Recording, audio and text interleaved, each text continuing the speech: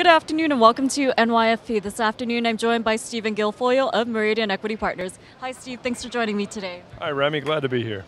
Well, we're here at the end of a very busy week and we're seeing that the major U.S. stock averages are mixed, but we do have to keep in mind that trading volume has been light. And given that it's quite on the U.S. economic calendar, what do you make of the latest earnings reports? Well, we've had a little bit of a mixed bag today.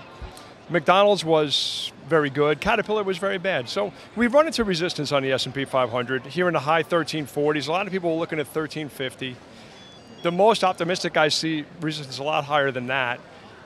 We're going to be in a range right here, I think, because you got 1330 to the downside, which has been a strong level.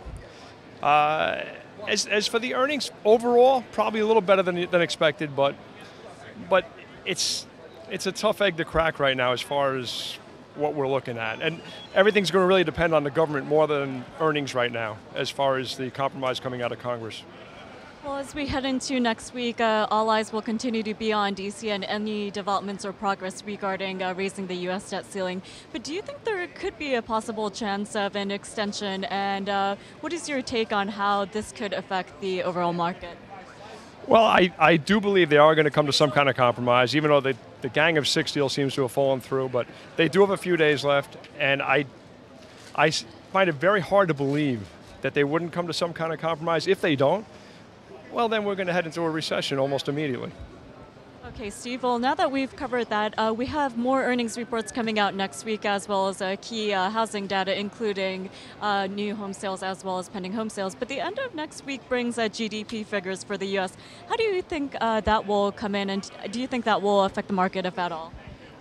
I think if it comes out really low, like closer to 1%, I think that'll hurt the administration and hurt the market.